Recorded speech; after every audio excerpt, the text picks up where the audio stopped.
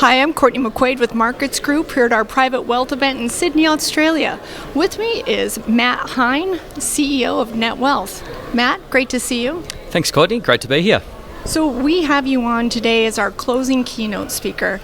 You've built this incredible business, and I know one of the key questions, one of the big things that everybody here wants to know is, what do they need to think about when building and launching a disruptive company like yours? Yeah, thanks, Courtney. It's a big question, and I think the first thing is that no one really sets out to create a disruptive company. Some people might, but I think most people set out to build a really good company that's going to be sustainable and lead to some form of success. So certainly, as many people would know, my father started the business in 1999 out of his bedroom, as all good tech startups, and I was the fifth employee to join. And really the idea at the time was to build a technology platform. It was at the peak of the .com that allowed investors to easily buy prepackaged investments because investments are complex. Now, if you fast forward to today, yes, we've disrupted a large part of the market, and the business is far different to what we set out to do. But the plan at the time was really to grow a good, sustainable business. When you think about setting up a business, there's all the things that everyone would know about. So you've got to have a business plan. You've got to understand, is there actually a market fit for the product that you're building? But if you think outside of that, what are the attributes that have made us successful, or what we think have made successful? I think there's probably three things. The first is really around customer obsession. So from the very start, and again, maybe this is founder-led businesses, we've been obsessed with the customer. We wouldn't have a business today if we hadn't had a really close feedback loop with our customers, taken on board their feedback, and been able to iterate really quickly to meet their needs. So that customer obsession, I think, really is important. The second part is really around mindset, and again, I think this largely goes to that sort of founder-led businesses, in that you've got to have a mindset that leads to things like curiosity. If you're not curious about the world around you, it's going to be very difficult to pivot and to change the business model as and when required. I think you need to be courageous. You need to take a leap of faith. Never such big steps or such big leaps that it's going to sort of kill the company. But you need to be able to take bets and educated bets to grow the company. And then I think you need to be able to be agile. So when you see an opportunity, how can you quickly take advantage of what's happening in the marketplace? And then I think the third thing, and this is what people often don't talk about, is there is a lot of luck. Now, luck is hugely important. It might be people luck, that you end up with the right people in the business at the right time, or that you meet someone that's able to sort of create a big opportunity for you.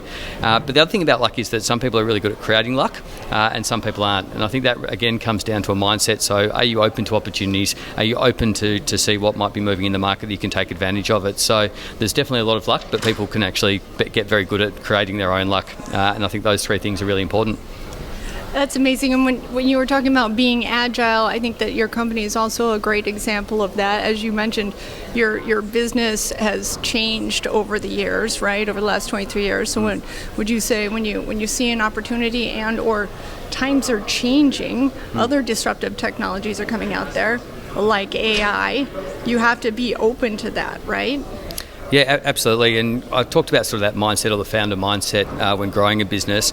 And the reality of that is it also creates the culture of the business. And so as people join the business and you grow the business, naturally they become, sort of very aligned to that mindset, or to the culture or the values. So part of our culture is that we have had to respond very quickly. So we weren't going to succeed against the big banks if we weren't able to rapidly iterate and to build things and develop things that were really needed, or that met a bit of a customer gap. Looking forward, I think that just accelerates. Technology is changing so rapidly these days, and AI is a classic example of that, where you really can't afford to wait. I think every company now, either tiny companies, small companies, big companies, need to be thinking about how does AI, and particularly Gen AI, impact their proposition. And the other way to think about that in some ways is if you're not acting now, what's that compound impact of your competitors investing now? Are you going to find that in 2 years, when you suddenly decide to start experimenting with some of these new technologies, that they're so far ahead that you actually can't catch up?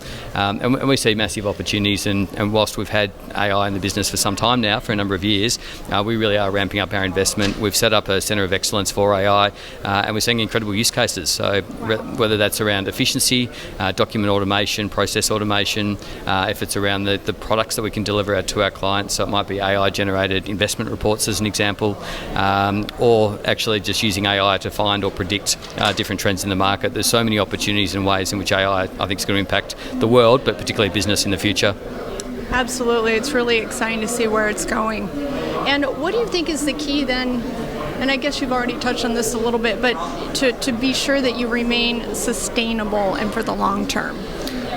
So we've always tried to run a very sustainable business, and what I mean by that is, from the very start, we've never actually raised money. So we've built the business based on cash flow. Not to say that we necessarily, broke even for a number of years, but we've always been very financially prudent in how we've managed the business, and that means that we've got to be very clear on, what are the right things to build, what are the most important things to be working on, what are the right customer segments to be chasing, and I think all of those things will stand the test of time. They're all still very relevant. If we stop developing or the product stops being enhanced, we will disappear. But equally, we've got to be financially prudent and make sure that we still manage the business sensibly. Incredible. Well, thank you so much, Matt, for taking the time to speak with me. It's great to meet you. Thanks for having me. Absolutely. And we are live at our Private Wealth Sydney event.